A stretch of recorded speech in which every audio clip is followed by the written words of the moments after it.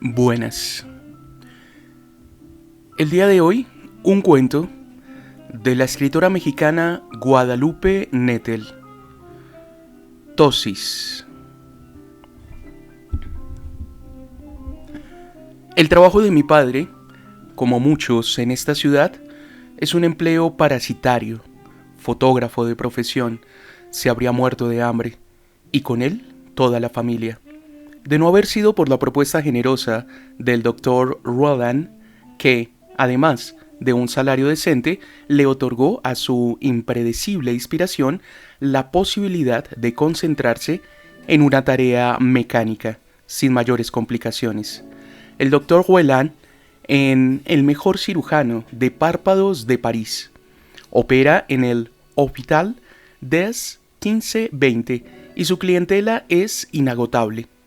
Algunos pacientes prefieren incluso esperar un año para obtener una cita con él, en vez de optar por un médico de menor renombre.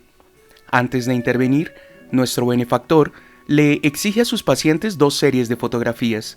La primera consiste en 5 tomas cercanas, de ojos cerrados y abiertos, para que pueda quedar constancia de su estado antes de la operación. La segunda se lleva a cabo una vez practicada la cirugía, cuando la herida ya ha cicatrizado. Es decir que, por más satisfactorio que le parezca el trabajo, vamos a nuestros clientes solo 2 veces en la vida. Aunque en ocasiones ocurre que el doctor cometa alguna falla, nadie, ni siquiera él, es perfecto. Un ojo queda más cerrado que el otro, o por el contrario, demasiado abierto. Entonces la persona se vuelve a presentar para que lo tomemos una nueva serie, por la cual pagará otros 300 euros, pues mi padre no tiene la culpa de los errores médicos. A pesar de lo que pueda pensarse, las cirugías de los párpados son muy frecuentes y sus razones innumerables, comenzando por los estragos de la edad, la vanidad de la gente que no soporta las marcas de vejez en el rostro, pero también los accidentes de coche que a menudo desfiguran a los pasajeros, las explosiones, los incendios y otra serie de imprevistos. La piel de un párpado es de una delicadeza insospechada. En nuestro negocio, cercano a la Place Gambette, en el Zeme Arrondissement, mi padre tiene enmarcadas algunas fotografías que tomó durante su juventud. Un puente medieval, una gitana tendiendo ropa junto a un remolque o una escultura expuesta en el Jardín Luxemburgo, con la que ganó un premio juvenil en la ciudad de Rennes. Basta verlas para saber que, en una época muy lejana, el viejo tenía talento. Mi padre también conserva en sus paredes obras de factura más reciente, el rostro de un niño muy bello que murió en el quirófano de Roulin, un problema de anestesia. Su cuerpo resplandece en la mesa de operaciones, bañado por una luz muy clara, casi celestial, que entra de manera oblicua por una de las ventanas. Comencé a trabajar en el estudio a la edad de 15 años, cuando decidí dejar la escuela. Mi padre necesitaba un ayudante y me incorporó a su equipo. Aprendí entonces el oficio de fotógrafo médico especializado en oftalmología, aunque después, con el paso del tiempo, me fui encargando de las labores de oficina, entre ellas la contabilidad del negocio. Pocas veces he salido a la ciudad o al campo en busca de una escena que inspire a mi veleidoso lente. Cuando paseo, generalmente, lo hago sin la cámara, ya sea porque se me olvida o por miedo a perderla. Confieso, sin embargo, que a menudo, mientras camino por la calle a los pasillos de algún edificio, siento deseos repentinos de tomar una foto, no de paisajes o puentes como hizo alguna vez mi viejo, sino de párpados insólitos que, de cuando en cuando, detecto entre la multitud.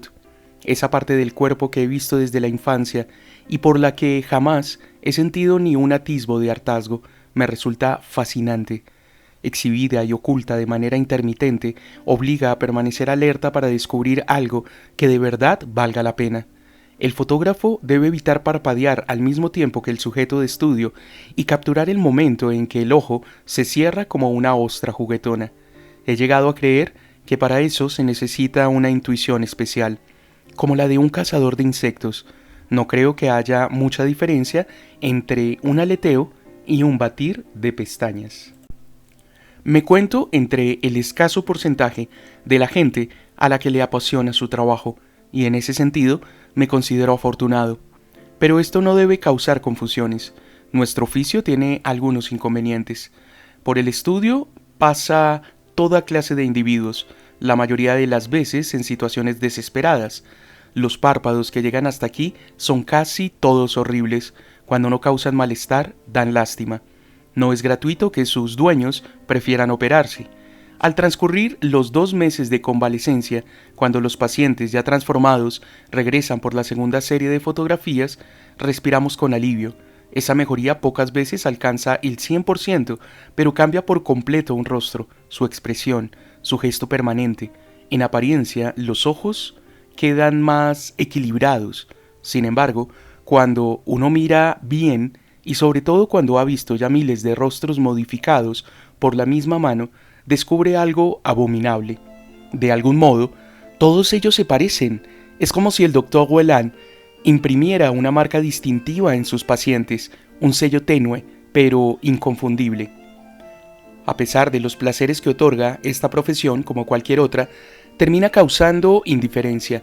Recuerdo haber visto pocos casos verdaderamente memorables en nuestro establecimiento. Cuando esto ocurre, me acerco a mi padre, que prepara la película en la trastienda, y le pido al oído que me deje disparar el obturador. Él siempre accede, aunque sin entender la razón de mi súbito interés. Uno de esos hallazgos ocurrió hace menos de un año, en el mes de noviembre, durante el invierno. El estudio, situado en la planta baja de una antigua fábrica, se vuelve insoportablemente húmedo y es preferible salir a la intemperie que permanecer en esa cueva gélida y oscura por las necesidades del oficio. Mi padre no estaba esa tarde y yo, muerto de frío, junto a la puerta, me entretenía con las indecisiones de la lluvia mientras maldecía a un cliente que tenía más de un cuarto de hora de retraso. Cuando su silueta apareció por fin detrás de la reja, me sorprendió que fuera tan joven. Debía haber cumplido cuando mucho 20 años. Un gorro negro, impermeable, le cubría la cabeza y dejaba resbalar las gotas por su cabello largo. Su párpado izquierdo estaba unos 3 milímetros más cerrado que el derecho. Ambos tenían una mirada soñadora, pero el izquierdo mostraba una sensualidad anormal. Parecía pesarle. Al mirarla, me embargó una sensación curiosa, una fuerte suerte de inferioridad placentera que él suelo experimentar frente a las mujeres excesivamente bellas. Con una parsimonia exasperante, como si el retraso la tuviera sin cuidado, se acercó a preguntarme en qué piso se encontraba el fotógrafo. Seguramente me confundió con el conserje. «Es aquí», le dije. «Está usted frente a la puerta». Abrí el cerrojo y, en un gesto exaltado que ella no pudo adivinar, encendí todos los reflectores, como cuando en un salón de baile hace su aparición un miembro de la realeza.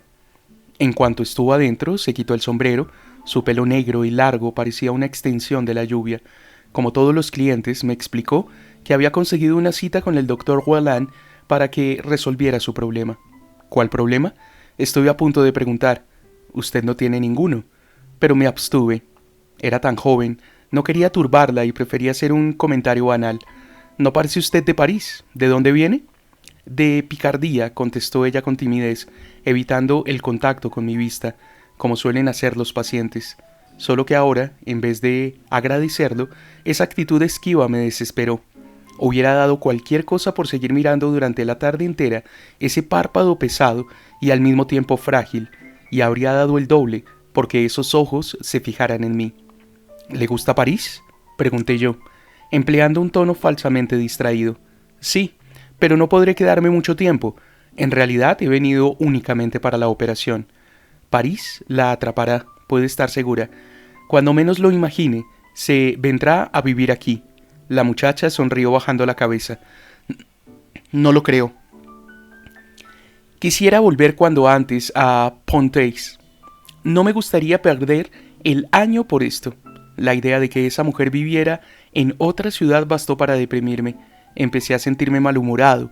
De manera repentina, quizás un poco brusca, interrumpí la charla para ir a buscar la película. «Siéntese aquí», le apuré al regresar. Nunca en mi vida profesional había sido tan poco amable. La muchacha ocupó el banquillo y se echó el cabello hacia atrás poniendo su rostro en evidencia. No sé si usted está enterada, le dije simulando compasión. Los resultados nunca son perfectos. Su ojo no será jamás igual al otro. ¿Se lo ha explicado el doctor? Ella asintió en silencio. Pero también me dijo que los dos párpados quedarán a la misma altura. Para mí es suficiente. Me disponía a enseñarle una serie de fotografías de operaciones sin éxito con el fin de desanimarla. Pensé en decirle que, en cualquier manera, quedaría con el sello inconfundible de los pacientes operados por el Dr. Whelan, esa tribu de mutantes.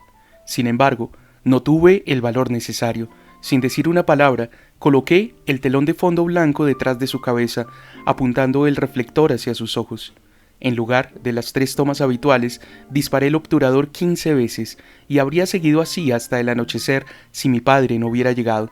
Al escuchar el cerrojo de la puerta, apagué los proyectores de luz, la joven se puso de pie y se acercó al mostrador para firmar un cheque donde leí su nombre en letra de colegiala. «Deséeme suerte», dijo. «Nos veremos dentro de 2 meses». No puedo describir el abatimiento en el que caí esa tarde. Revelé las fotos de inmediato. Metí las más convencionales en un sobre con el sello del hospital y conservé la que me pareció mejor lograda en el cajón de mi escritorio. Una toma de frente, soñadora y obscena. Mis esfuerzos por olvidarla resultaron inútiles. Durante 3 meses esperé con auténtico terror a que viniera por la segunda serie. De ninguna manera quería estar presente. Cada lunes echaba un vistazo a la agenda de mi padre para saber en qué momento ausentarme, pero ella nunca vino. Una tarde, a principios del verano, mientras caminaba por los muelles en busca de algún párpado interesante, volví a verla. El cauce del Sena estaba sereno en esos días. Las piedras reflejaban su color verde oscuro y su vaivén oscilante. Ella también iba mirando el río, de modo que por poco chocamos de frente. Para mi gran sorpresa, sus ojos seguían siendo los mismos. La saludé cortésmente, haciendo lo imposible por ocultar mi júbilo, pero al cabo de unos minutos no aguanté más. ¿Cambió de opinión?, pregunté. ¿Decidió no operarse? El doctor tuvo un impedimento y fue necesario aplazar la fecha hasta el fin del año escolar. Mañana ingreso en el hospital. Como no tengo familia en la ciudad, permaneceré 2 días interna. ¿Cómo van sus estudios? La semana pasada presenté mi examen en la Sorbona, respondió sonriendo. Quisiera mudarme a París. Parecía contenta.